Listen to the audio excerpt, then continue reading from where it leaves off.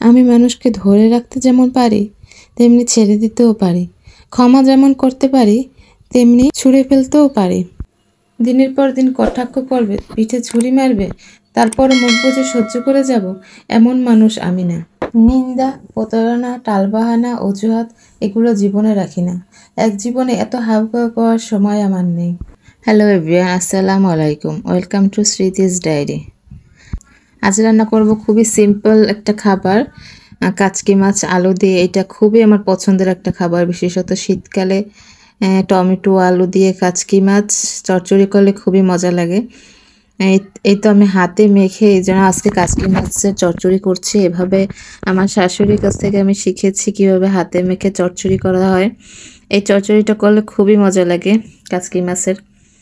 এজন্য প্রথমে আলু, কাচকি মাছ, তারপরে রসুন বাটা, তারপরে পেঁয়াজ কুচি, হলুদের গুঁড়া, মরিচের গুঁড়া একসাথে দিয়ে ভালোভাবে মেখে নিতে হবে। কয়েকটা কাঁচামরিচ এর ভিতরে ফালি করে দিয়ে দিচ্ছি। কাঁচামরিচ দিলে খুব ভালো একটা সুঘ্রাণ আসবে।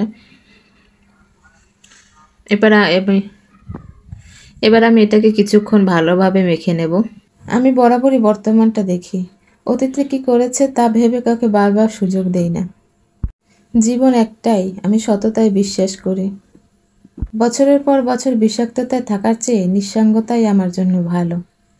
তারপর এই তো একটা প্যানে তেল গরম করতে দিয়ে তাতে সেই কাচকি মাছগুলো আমি দিয়ে দেব। এতে এক্সট্রা কোনো পানি ইউজ করা দরকার পড়বে না। সামান্য পাতিল থেকে যে ধুয়ে পানি আসবে ওটা দিলেই ওকে। এরপরে আমি ঢাকনা দিয়ে মিডিয়াম হিটে এটা রান্না করব 10 মিনিটের জন্য। খেয়াল রাখতে হবে আঁচ যেন খুব বেশি না হয়ে যায়। এদিকে ওটা রান্না হতে থাক, এদিকে আমি সিম্পল স্টাইলে বরিশালের বিখ্যাত ডাল চচ্চড়ি রান্না করব। বরিশালে যারা লঞ্চে ঢাকা গিয়েছেন বা এসেছেন তারা হয়তো বা জানেন বরিশালের লঞ্চের ডাল চচ্চড়ি খুবই বিখ্যাত। আজকে আমি সেরকমই কিছু একটা ট্রাই করেছি রান্না করার জন্য। বরিশালের লঞ্চের ডাল চচ্চড়ি খাওয়ার স্বাদ সত্যিই অতুলনীয়। যারা খায়নি তারা তো কোনোদিনই টেস্ট পাবে না, আর যারা খেয়েছে তারা সবসময় ট্রাই করে এই লঞ্চে যাওয়ার সময় ডাল চচ্চড়িটা খাওয়ার জন্য। আজকে আমি ওরকমই কিছু একটা ট্রাই করেছি। এই জন্য আমি এখানে পেঁয়াজ রসুন ভালো করে বেরেস্তা করে নিয়েছি। তারপরে ডাল দিয়ে এটা সুন্দরভাবে ভেজে নিয়েছি। তারপর এখানে পানি দিয়ে দিলাম, সঙ্গে কাঁচামরিচ দিয়ে এটা আমি কিছুক্ষণের জন্য রান্না করব। ওটা রান্না হতে থাকে, এদিকে আমার চচ্চড়ি রেডি হয়ে গেছে। আমি এবার ধনিয়া পাতা দিয়ে এটা ভাজিটা সুন্দর করে আবার উল্টে দিতে হবে, কারণ এক সাইড হয়ে গেছে ঠিক আছে, কিন্তু অপর দিকে তো আবার হয়নি। সেজন্য আমি ভালো করে চামচ দিয়ে এটা উল্টে নিচ্ছি। খুব সাবধানের সাথে উল্টাতে হবে।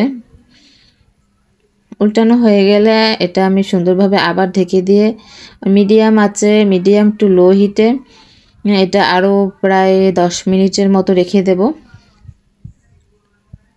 এই যে আমার চচ্চড়ি রেডি। কাচকি মাছের এই চচ্চড়িটা খুবই মজা লাগে, অসাধারণ লাগে। আজকে হয়তো আমি টমেটো দিতে পারিনি, ছিল না, কিন্তু টমেটো দিলে এটার স্বাদ আরও কয়েক গুণ বেড়ে যায়। এদিকে আমার ডাল চচ্চড়ি প্রায় হয়ে গেছে।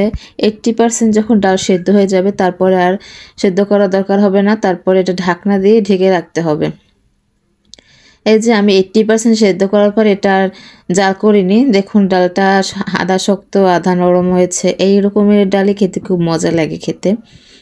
এই যে আজকে দুপুরে রান্নায় আমার ছিল এই ডাল চচ্চড়ি, আর ছিল এই কাচকি মাছের চচ্চড়ি, সাথে ছিল কচুরলতি। জাস্ট একেবারে সিম্পল বাঙালিয়ানা খাবার, কিন্তু এই সব খাবার খেতেই অনেক সময় তৃপ্তি করে খাওয়া যায়। মাছ মাংসের চাইতেও অনেক মজা লাগে। তো খেতে খেতে সবার থেকে বিদায় নিচ্ছি। সবাই ভালো থাকবেন, সুস্থ থাকবেন। ধন্যবাদ।